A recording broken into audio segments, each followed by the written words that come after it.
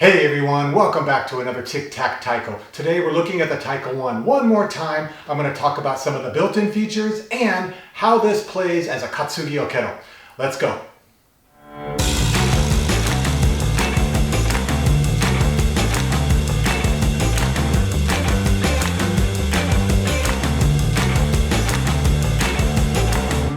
The Taiko-1 has several built-in features or functions, but there are three I want to talk about today. There's the Metronome, the Rhythm Trainer, and the Ji-Uchi.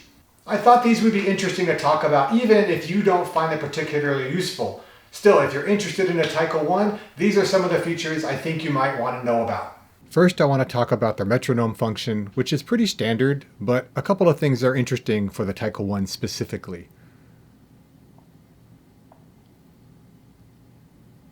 You can, of course, change the tempo.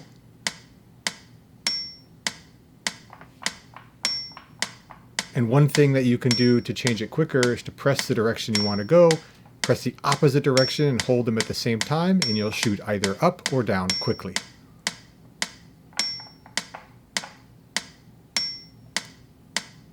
You can change how many beats you want. The default is 4, but you can go 2, 3, 4, 5, 6, and on up. And you can change what kind of rhythm you want. Half notes, quarter notes, eighth notes, etc.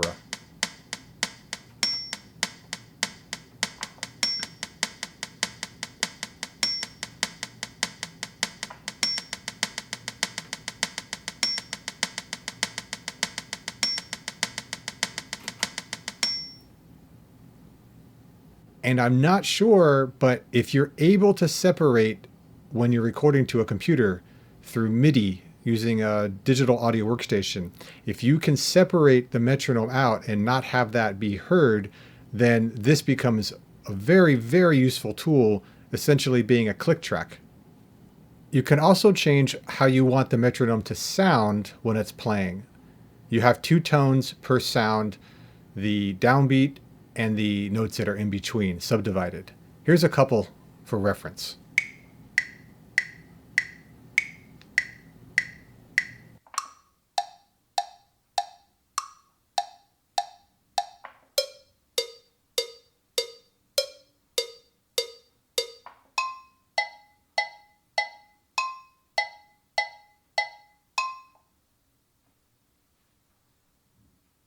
But there's one sound that made me crack up when I came across it. I didn't expect it, and it's great to have, but it was definitely unexpected. 1, 2, 3, 4. 1, 2, 3, 4. 1 and 2 and 3 and 4 and 1 and 2 and 3 and 4. Ta 1 T ta 2 T ta 3 T ta 4 T ta 1 T ta 2 T ta 3 T ta 4 T ta 1 E and 2 E and 3 E and 4 E and 1 E and 2 E and 3 E and 4 E and 1. The training feature is essentially call and repeat. You can tell the Taiko-1 to play 1, 2, or 4 bars of 4 notes each, and then you will repeat, and it judges you on your accuracy.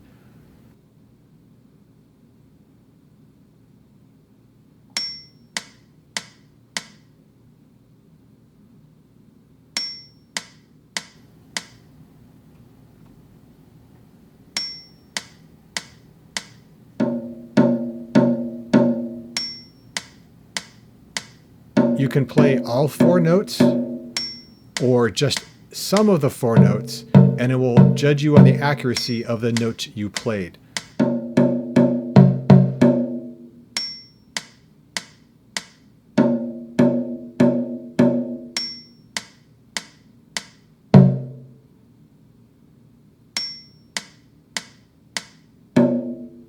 I'm going to keep doing this until I get 100%. I've gotten it many times before.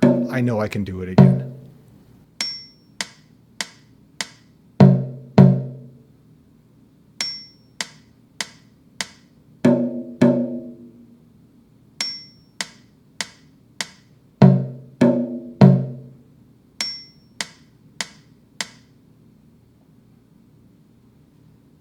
If you're not a taiko player, you may not know what Ji-Uchi is.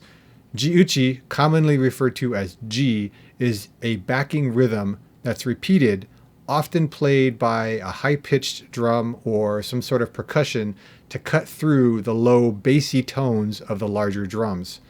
It's essentially a metronome, but a little more musical because it's a repeated pattern. The Taiko-1 comes with 4 of the most common Ji-Uchi, and you can play them on 6 different instruments. There is a standard Matsuri Ji,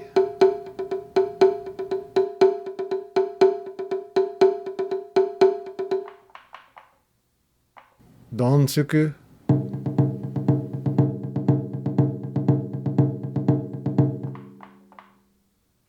Dongo,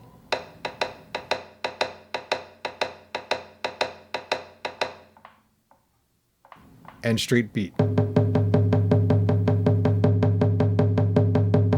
One thing that's really cool to note is that it may not come across on the audio here, but when you let the patterns repeat for a while, you can actually hear nuance between the sounds.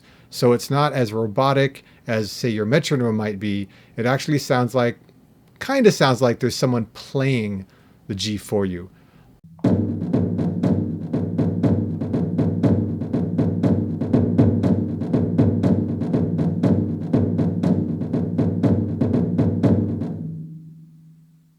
There's a feature here called velocity. It's a little different than volume in that here I'm going to use the example of the Matsuri Ji.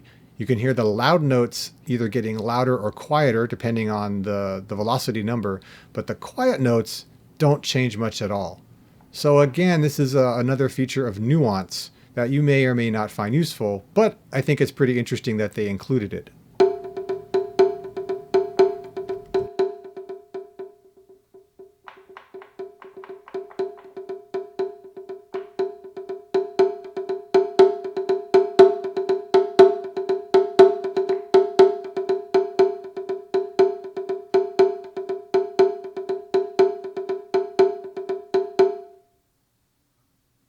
So, quick review on those 3 features. The metronome, it's pretty useful. Whether you're going to use this for composition or for practice, I have a feeling you'll get use out of it. The rhythm trainer, I don't know how useful it is. I think if you're anything like me, you'll come across it, you'll play around with it for a while, and then you probably won't come back to it again. I could be wrong, but I feel like most people will probably forget that it's there. And then the Ji-Uchi feature, I think it's a nice nod for the taiko players who will get the Taiko-1. It's a nice alternative to the metronome, but I feel like most people will probably stick to the metronome. Although I admit I will probably use the Ji-Uchi on occasion when I'm practicing just to have a slightly different feel from a more sort of static metronome. The next part of this video is me describing and demonstrating how the Taiko-1 feels to play as an actual Katsugi Okedo. If you're not a taiko player, let me quickly explain. The Taiko-1 is modeled after the Okedo, or Okedaiko. I can play it just like this, sitting behind it, with it on the floor, both heads accessible, although you don't see it very often this way. A more common way is to have it in a stand, but only gives you access to one head. The most common way that you'll see this played is carried over the shoulders by a strap, and then it's called Katsugi Okedo.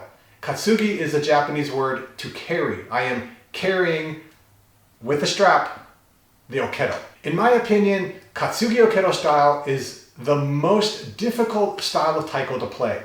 Even if you are an experienced taiko player on beta, on naneme, on odaiko, those skills don't translate directly to playing Katsugi Okedo.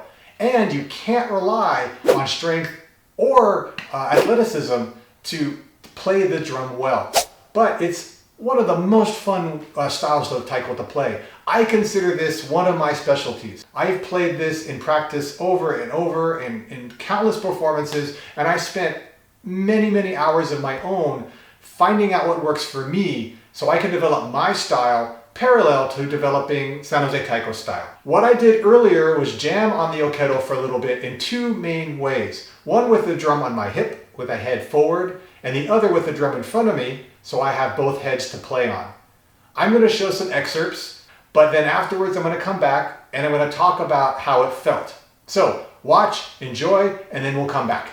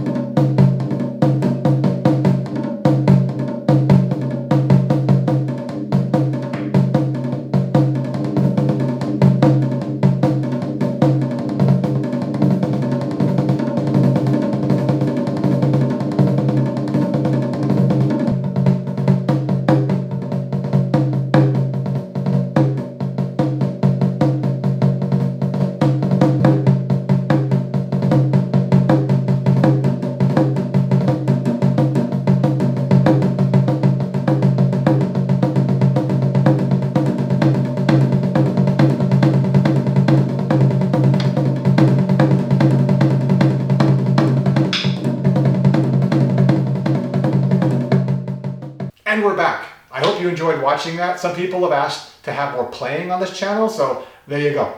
A couple of things.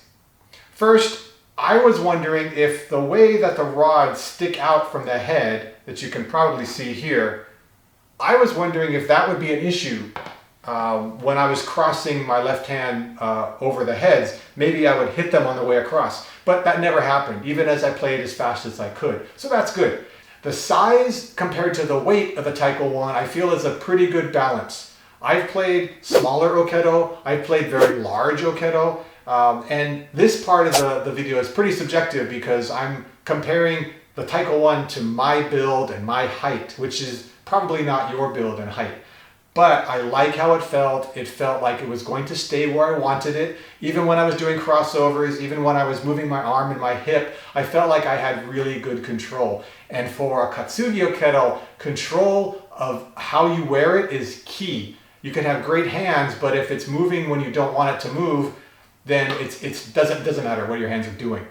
And the last part of this quick review is to say that the Taiko-1 will let you know how good your Katsugi Okedo technique really is.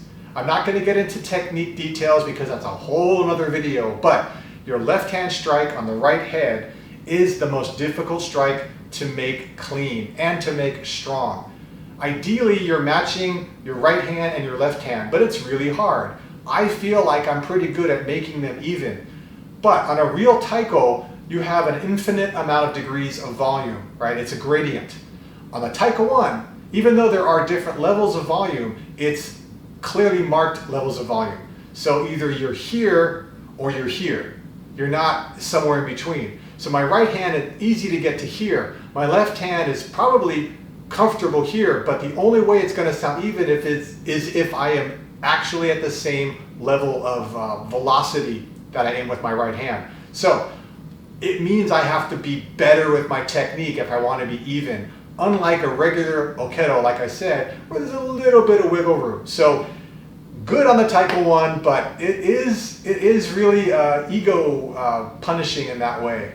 Now, this is the end of the Taiko-1 Trilogy. I've done 3 videos on the Taiko-1 back to back. That's enough for a while. I think I've given enough information for people who are just curious or who are actually interested in purchasing this. There are a lot more features I haven't talked about. The manual has shown me things that I can't wait to dig into, but I don't feel like it's going to be enough for next week. And you know, I want to move away from this and get back into the stuff I was doing earlier. But if you have questions about the Taiko-1, if you would like to see more of stuff I've hinted at or done, let me know. I mentioned last time I would be up to doing all 50 sound banks, and a few people have responded, but I'm kind of on the fence, so if you want to see more, let me know. Leave a comment below, find me on Facebook, email me, whatever. I'm easy to reach. So you know the usual spiel. If you like this video, and you know you like this video, give me a thumbs up. Let me know. If you haven't subscribed yet, go ahead and do that. But until next time, keep practicing and be well.